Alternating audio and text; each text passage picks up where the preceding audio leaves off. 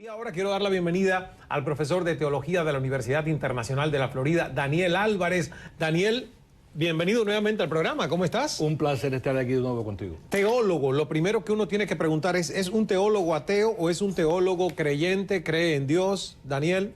Un teólogo con fe, pero en la frontera entre la fe y la no fe. Ese es el problema de los teólogos. Estudiamos demasiado, lo que sabemos nos hace dudar ciertas cosas, pero en mí la fe ha sido más triunfante que el ateísmo. Fui ateo por 15 años, mucha gente no lo sabe. ¿Ah, sí? Sí, fui un ateo. Tuve una conversión al ateísmo, leyendo gente... Eso le gustó al padre Mullins, que empezó a sonreír. Sigo leyendo a Karl Marx, a la crítica que hizo la religión, a Federico Nietzsche, un sinnúmero de filósofos que he leído que tuvieron una influencia muy grande sobre mí y me hicieron, de cierta manera, llevar al ateísmo, pero después de 15 años viviendo como un buen ateo, ¿no? Decidí de que no tenía suficiente evidencia para ser ateo y para mí la fe y la experiencia con Dios fue una cosa decisiva. Sí, entonces tú fuiste ateo por 15 años. Sí, pero esos 15 años por convicción propia. No, convicción, porque te digo, tuve una conversión al ateísmo, porque sentí que creer en Dios me robaba a mí como ser humano de mi dignidad. ¿Ah, sí? Oh, sí. ¿Creer en Dios que te robaba tu dignidad de ser humano? Sí, porque estaba viendo a Dios en la concepción tradicional de Dios como el Dios que está en el cielo y que arbitrariamente te condena y te pide que des cuenta y te manda al infierno a uno y otro manda al cielo. Un Dios bastante dictador, y pensé que ese concepto de Dios que quiere que yo sea su esclavo no era digno de mí como ser humano, así que el paso al ateísmo fue un paso de liberación, así que entiendo perfectamente lo que está diciendo Diego aquí. Ahora, me encanta eso porque yo tengo exactamente el mismo criterio tuyo, con la única diferencia de que mi etapa de ateo no fue por elección propia, sino fue por el gobierno cubano, que obviamente como gobierno comunista y como cambian las cosas, después se dio la bienvenida al Papa, Juan Pablo II, la religión es permitida, pero cuando yo crecí, marxismo, leninismo, materialismo dialéctico, Dios fuera de tu vida. Y yo me sentí justamente después en reconciliarme a Dios con ese concepto. ¿Por qué tengo yo ahora que aceptar un Dios dictador? Padre Mullins, ¿es un Dios dictador el Dios católico? Porque efectivamente hay penitencia, hay castigos, hay una serie de observaciones o laceraciones prácticamente si cometes algún error, ¿no? No, yo pienso que tenemos que predicar el Dios del amor. Cuando San Juan en su primera carta dice, a Dios nadie lo ha visto, pero si nos amamos, Dios está en nosotros y nosotros estamos en Dios. Y más adelante dice, el que no ama no conoce a Dios porque Dios es amor. Yo creo que esta es la gran definición de Dios. Está la primera definición de la zarza ardiente con Moisés, pero la definición de Dios identificado como amor, y es por eso que el Papa Francisco está insistiendo tanto, que dice, hay que leer la Biblia, porque leyendo la Biblia vamos a encontrar, dice, los fundamentos de la religión, que es el amor y la misericordia.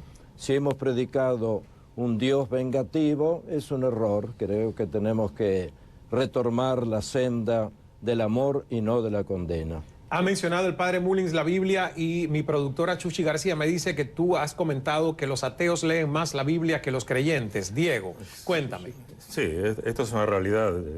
Se han hecho estadísticas de quienes saben más de religión y lamentablemente para los latinos católicos son los que menos saben. Eso es el resultado que dio. Acá tenemos diferencias con Carlos porque la Biblia, el Antiguo Testamento, habla efectivamente de un Dios vengativo, muy vengativo. Cualquiera que lea la Biblia va a ver que este es un Dios absolutamente terrible, terriblemente vengativo, celoso de otros dioses. Y fue en el Nuevo Testamento, fue Jesús quien trajo la idea del infierno. Esto no viene del Antiguo Testamento, esto viene... O sea que el infierno no existía en el Antiguo Testamento. No existía en el Antiguo Testamento. Correcto.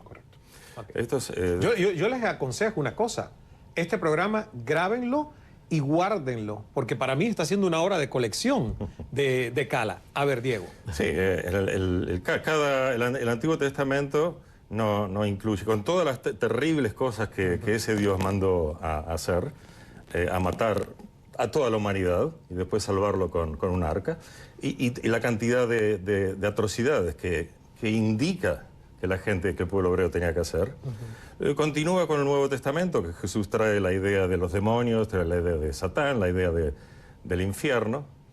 Entonces, no encuentro, luego haber leído la Biblia varias veces, toda esta cosa del amor. Puede, eventualmente, algún versículo, seguramente. Hay muchos versículos que hablan del amor. Algunos versículos, pero la impresión que tengo luego de leer la Biblia no es de mucho amor realmente.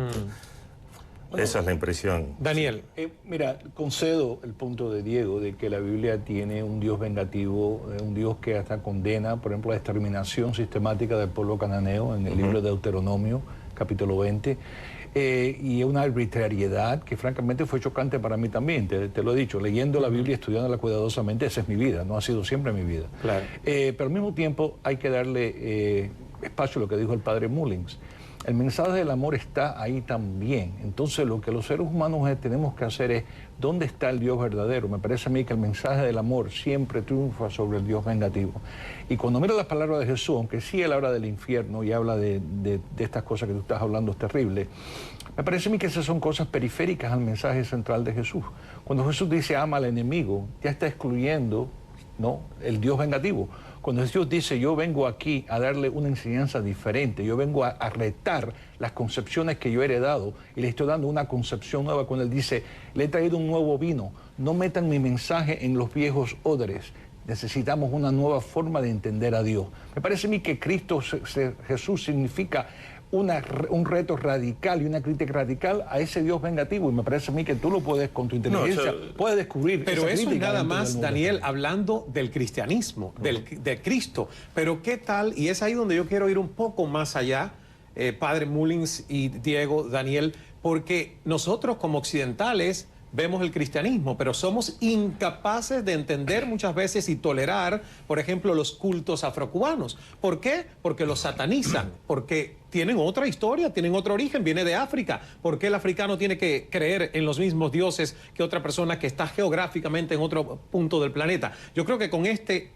paréntesis nos vamos al corte y cuando regresemos ampliemos un poquito más allá de Jesús y de Cristo con los otros, digamos, dioses que han existido, las religiones y la espiritualidad, y lleguemos a la conclusión de si cada cual se inventó un dios o si realmente puede que haya un solo dios en este mundo o ninguno. Daniel, no me mires con esa cara. Te digo una respuesta que te va a sorprender. Pero cuando regresemos...